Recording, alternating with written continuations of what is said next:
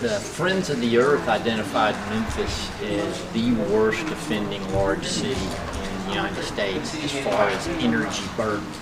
And what energy burden really means is the percentage of income that goes towards paying utility bills. And we have a high number of folks in poverty. We have a big heating and cooling season. We have some poor housing, and those things all together add up to high percentage of the poverty of poor people's incomes going towards utilities. So the Friends of the Earth came to Memphis and said, we want to help. I'm Herman Morris, and I'm a lifelong Memphian. I've had many lives, but perhaps one of the best ones that I had was during my years of service with the wonderful people at MLGW. I look around, I see several of them in the room. Let's give them a round of applause. And it was during that time that I became aware and awakened to the fact that you don't just have to sit around in a creaky, old, energy inefficient abode and suffer with having to spend too much of your income on your personal comfort, on staying warm in the winter and cool in the summer. You don't have to do that. We learned years ago that if you can put caulking around windows, put in good storm windows, put insulation in attics and in walls, put in light fixtures that don't use excess energy, to put in appliances that are energy efficient and rated high as energy efficient appliances, you can have an impact on a person's home, living space, and abode. You can put in thermostats that help to regulate the pace and time and cycle of your HV and AC appliances. We learned that you can do that and have a big impact on a person's home. And in fact, I learned it personally because I did it in my home. And I had an old house. It was something like 1920 at the time, and it needed a lot of work, but we put in insulation. My attic didn't have any at all. And the difference it made on what I had to spend each month for utilities was dramatic. We learned that lesson years ago at MLGW. We learned it when we did habitat houses and said we're going to build 5 habitat houses and they're going to be the most energy efficient houses in the city. And the people, the men and women at MLGW donated their time, donated the supplies, and it was done, and they were in fact the most energy efficient houses at that time that had ever been built by Habitat in this community. We learned you can make a difference, one house at a time. We're talking about making a difference in this community for many houses, for much of the poor and the 40,000 in our community who suffer in poverty. For much of their abodes, we're talking about making a difference where they live. In other words, we're talking about a big effort. And why do we think we need to do a big effort? We need to do a big effort because of all the good we've done, I keep saying we, of all the good MLGW has done over the years through a succession of employees, of presidents, of boards, all the good that's been done by that organization, it hasn't been of the scale large enough to move the needle. We've solved an issue for one person at a time. We need to move in the 21st century to solving the issue for many people at a time, and thereby moving the needle. And what's the needle we're talking about? How can we help people in this community enjoy the comfort that they're entitled to enjoy the benefit of the low rates that this community has for its utility service? How can we help them to enjoy that? And the way we do that is by making sure that when they buy those low rate utilities, they get to use it to keep them comfortable, as opposed to seeing it escape through the cracks and crevices in their uninsulated homes. It is just that simple. So I'm Herman Morris, and I'm here to talk with you about our project. And I want to thank you for coming out. Friends of the Earth is an organization. Oh, that's right, I'm supposed to move the clicker. Friends of the Earth is an organization that is really international in scope. They reached out to me about a year ago and said, we'd like to come and talk with you about a project we've got in mind. And when they told me of the project, I said, oh, I know that project. We've done that before. And they said, yes, you have. But you've got a big problem. You've got a big problem in Memphis because, because Memphis is ground zero. It's where the hole is deepest for folks who have the energy burden problem.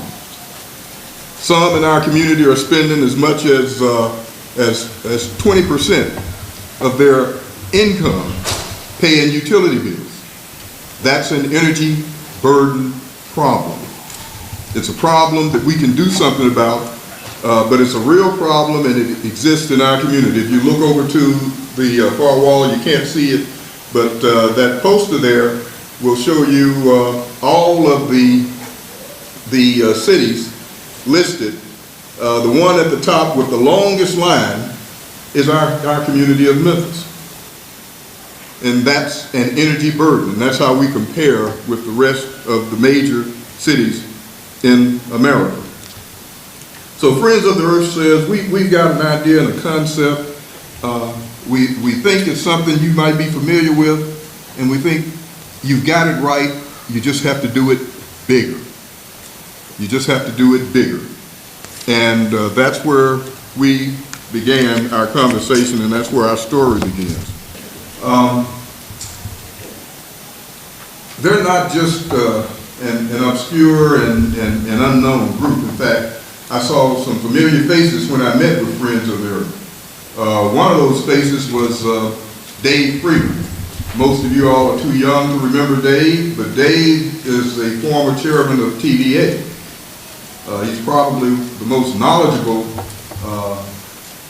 energy expert, certainly running utilities in America. He's run just about every big city utility, with the exception of Memphis, and he's run TVA. He knows what he's talking about. And in fact, he's visited here several times to meet with the local elected leaders and talk about this issue.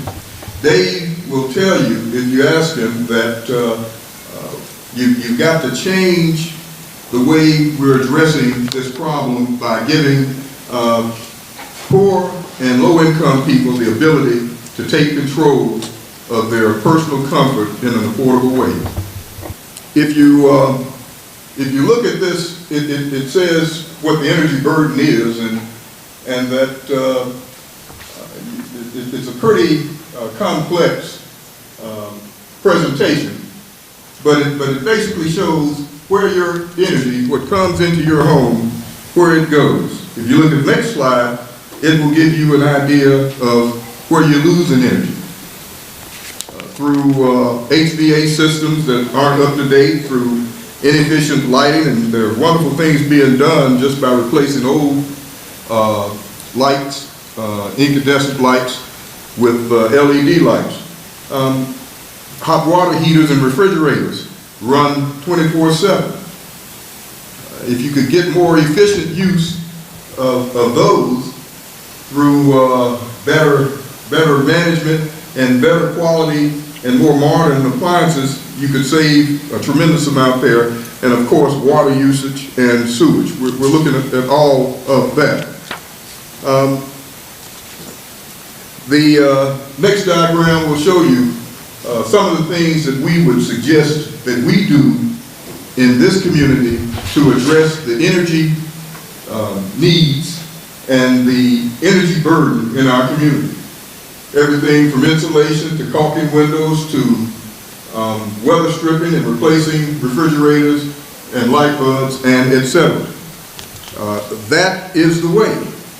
And where would we go with it? Well, if you look at the map that's coming up, it will show in red the areas that are most impacted by income and insufficiently insulated and energy efficient housing.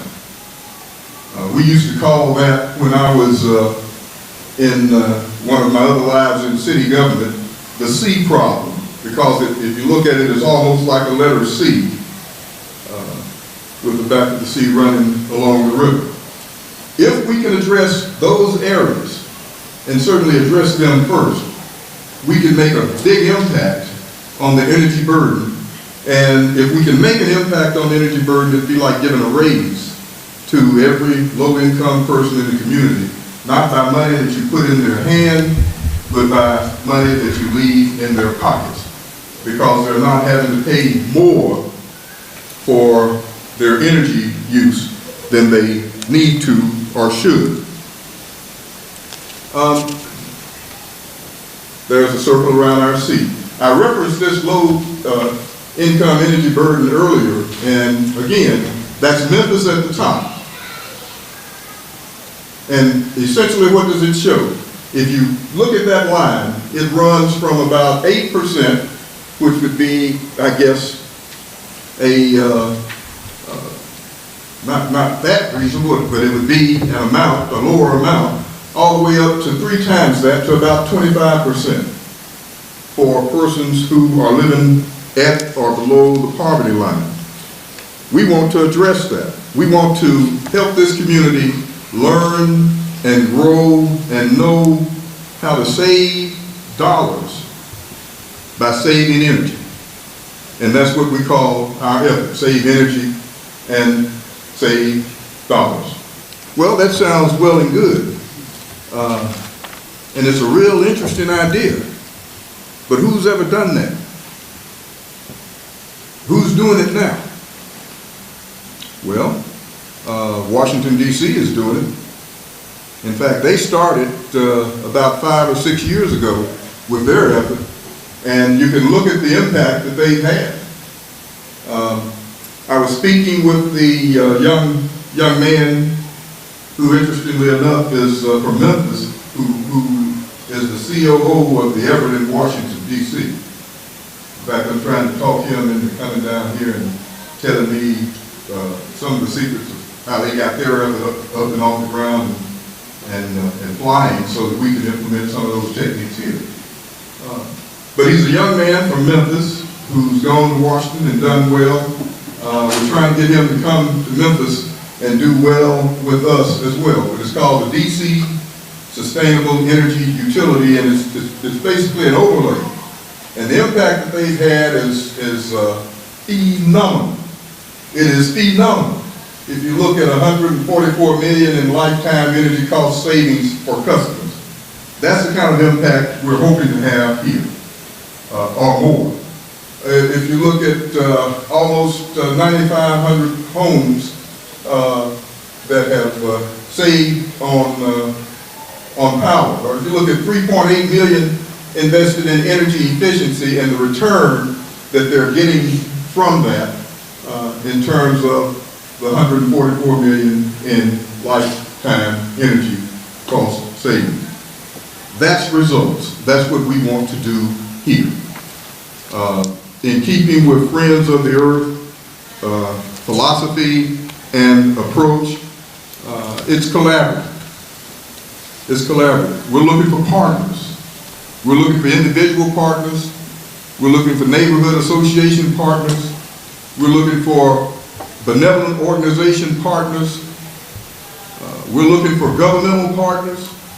We're looking for individual partners. We're looking for anyone who is interested in helping to work on a critical issue in our community, and that is how to make life better for those amongst us, our neighbors, our friends, perhaps even some of our relatives who are living under an energy burden that is entirely too high because they haven't and we haven't invested in making energy efficient modifications to their abode to make them more comfortable and to make them more comfortable more cheaply. we're looking to ask our partners, like those of you in the room, to spread the word. Help us get the word out. Talk to your spheres of influence, the people who look to you for advice, the people who have not heard about this effort, and tell them, well, you know, there's a way that if we can do like Washington, D.C. did, that we can make a big impact on this community, and in particular, the 40,000 who live at or around the poverty line. We're looking for your support. Show up. Come to our meetings. Give us the value of your experience and the benefit of your knowledge and energy, and tell us how we can make this effort go better in our community. We're looking for your input. And it doesn't matter if you're a banker or a baker. Give us your input. Tell us how we can make or find ovens that are more efficient, or tell us how we can do a better job of saving the money we save when we put that efficient oven to work for us. Everybody has a contribution that they can make, but to make the contribution, you're going to have to show up, and you're going to have to give us the value of your thinking, of your experience as we try to address this big problem. And make no mistake, it's big, but we're a big city. We're a big city. Overall in this community, there's almost 1 million people. We should be big enough to help our neighbors, and helping our neighbors help our community to prosper and grow and be a better place of abode for everyone that lives here. That's the prepared text. What I'd like to do now is to, not to hog the show, introduce the team that's working with us on this effort. And I'm going to start with Bill Bullock, who is still in the business. He is a knowledgeable and experienced person in this space. That's why we sought him out.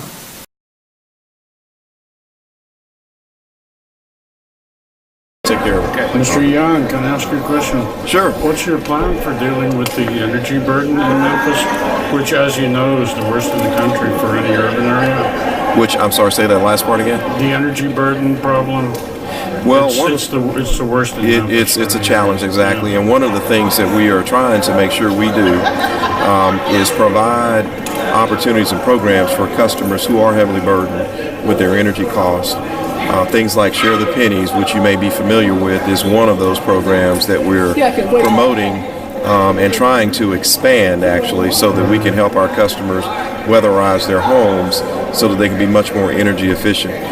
We also have a program called Prepay, which allows a customer to be able to pay as they go, not have to have a deposit with us, so that relieves some cost, and they can pay a little bit all along as they use their energy, and when they get running out of that money, they can put more in there and use a little bit more. We know that program helps customers save. Well, this is the stock MLGW answer that they were putting out before you got the job. I was hoping you'd have some new insight. You know, it would take 580 years to deal with the energy burden problem at the current rate that Share the Pennies is putting out money. The scale of the problem is just way greater than the scale of any of the current solutions. And the challenge is the energy burden issue didn't occur overnight. We can't fix it overnight. Our goal is to sort of make sure that we are working to help all our customers who are heavily burdened by energy. We do know our rates are the lowest in the region, and so we're going to continue to make sure that we focus on that. But at the end of the day, we're going to do all we can to make sure that we're bringing up new programs. We actually are looking at additional programs that'll actually be, but scale is tough because you have to have ways to implement any program that you do. You got to have ways to implement that. But we're certainly conscious of it, continuing to work with our customers to help them with that high energy burden. Absolutely. You need to find some way of getting into the rental apartment sector, because that's where a lot of the Sure, problems are. sure, Which means programs aimed at landlords, which you've got to have some incentive for them to but actually take up. Absolutely. I agree with that 100%. And so we're going to continue to work to make sure that that all our customers, especially those who are challenged on paying bills, on energy burden challenged, we're going to work with that. Hey, I'll look you up in another year. I hope you've got some better answers.